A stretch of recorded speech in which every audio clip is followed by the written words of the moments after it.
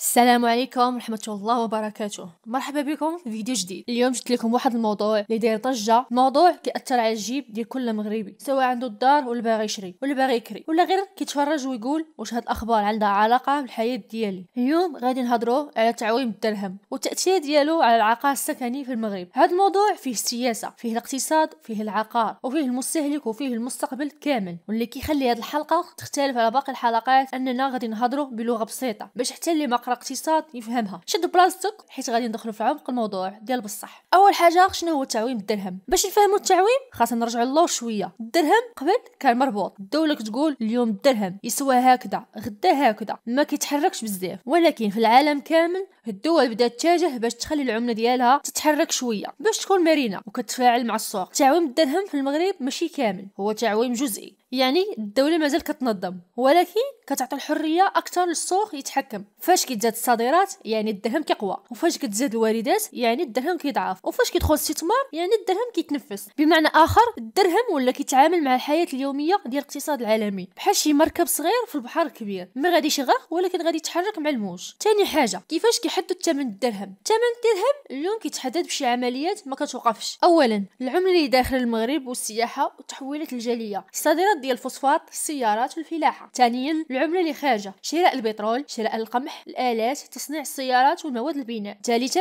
الاقتصاد العالمي، قوه الدولار، قوه الاورو، الحروب، اسعار النفط، التضخم العالمي، سياسات البنوك المركزيه. بمعنى اخر الدرهم ما بقاش عايش غير في المغرب، ولا كيتاثر بالبروده ديال اوروبا والحراره ديال امريكا. علاش هادشي كيهم المواطن؟ المواطن غادي يقول انا مالي بالدرهم يطلع ولا يهبط، ولكن الحقيقه كل حاجه كتدخل دارك عندها علاقه بالدرهم. الخبز، السكر، الزيت، الدواء، المازوت، الحديد، الاسمنت والاجهزه، وحتى التليفون ديالك. وهاد المواد جزء كبير منهم مستورد، وبالتالي تعويم الدرهم يعني تاثير مباشر على الاسعار اللي كتدخل دارك.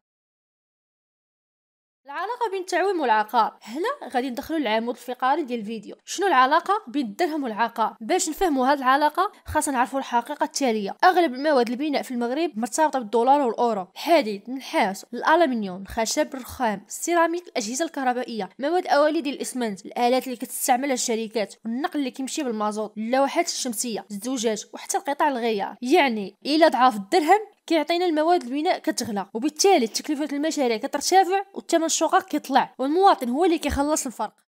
السيناريو الاول الدرهم كيضعف، هنا الكلفة البناء كتطلع، المطور العقاري كيحط زيادة على الزبون، الشقق كتغلى، الطلب كينقص والعرض كيتباطأ، السوق كيولي ثقيل خصوصا في المدن بحال الدار البيضاء، طنجة، الرباط، مراكش، وفيه العقار اصلا غالي. السيناريو الثاني الدرهم كيقوى، هنا ممكن نشوفوا كلفة البناء كتخف وتكلفة المشاريع كطيح، الربحية كتحسن. ولكن واش غادي يهبط العقار؟ صراحة نادرا جدا. علاش؟ لان الطلب كبير، ولان الارض غالية، ولان المساطير كتاخر المشاريع، لان الناس كيبغيو يستثمروا في العقار، ولان السكن الاقتصادي فيه خصاص كبير، لان ولو التكلفة طاحت الشركات ما كينزلوش الاسعار بسهوله.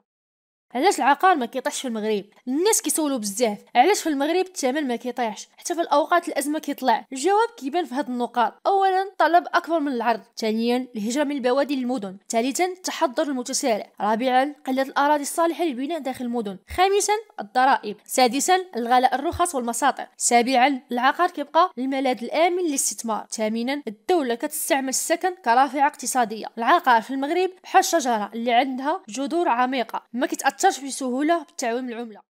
تأثير التعويم على السكن الاقتصادي والمتوسط، هذه الفئة هي اللي كتباع بزاف. السكن الاقتصادي عنده مشكل آخر، أي زيادة صغيرة في المواد البناء كتضرب الربح ديال الشركات حيت الثمن محدود. فاش كتطلع التكلفة كيرفعوا الجودة شوية وكينقصوا المساحة أو كيتجدد التصميم، ولكن الثمن كيطلع بالزربة. التعويم هنا كيأثر بزاف لأن الهامش الربح في السكن الاقتصادي ضعيف. تأثير التعويم على القروض العقارية، القروض كتأثر بالتعويم عبر نسبة الفائدة، التضخم، القوة أو الضعف الدرهم. السياسة النقدية ديال البنك المغرب، فاش كيكون التضخم عالي البنك كيطلع الفائدة، والفائدة إلى طلعات يعني المواطن كيبعد على الشراء وبالتالي السوق كيتباطأ، وبالعكس صحيح.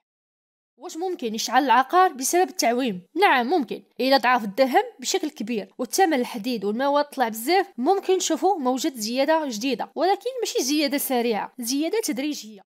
واش التعويم ممكن يطيح العقار؟ الجواب النهائي التعويم بوحدو عمره ما يطيح العقار، لان السوق المغربي ماشي سوق عنده فائض، وبالعكس فيه الخصاص. هبوط الاسعار كيجي غير من الازمه اقتصاديه كبيره او انخفاض طلب او سحب استثمار، وفره كبيره في الارض او كارثه اقتصاديه عالميه. ولكن التعويم تاثيره غالبا غير مباشر. تعويم الدرهم ماشي اعصار اقتصادي، هو واحد النسيم اللي كيأثر على كل شيء مع الوقت، على مواد البناء، على النقل، على تكلفة المشاريع، على الفوائد، وعلى القدرة الشرائية ديال المواطن، ومن ثم كيأثر على العقار بطريقة غير مباشرة. اليوم حاولت نبسط لكم واحد الموضوع اللي كيجي فيه الخوف والشك، ولكن الحقيقة ديالو واضحة إلا قربناه للعقل. تعويم الدرهم موضوع مهم، ولكن ماشي هو اللي غادي يطيح ولا يشعل العقار بوحده، هو مجرد عامل بين عشرات العوامل اللي كتدفع السوق للفوق او لتحت. الى عجبكم المحتوى خليوا الآراء ديالكم وشاركوا الفيديو مع الناس اللي مهتمين بالعقار والاقتصاد. نلقاكم ان شاء الله في حلقة اخرى اقوى واعمق.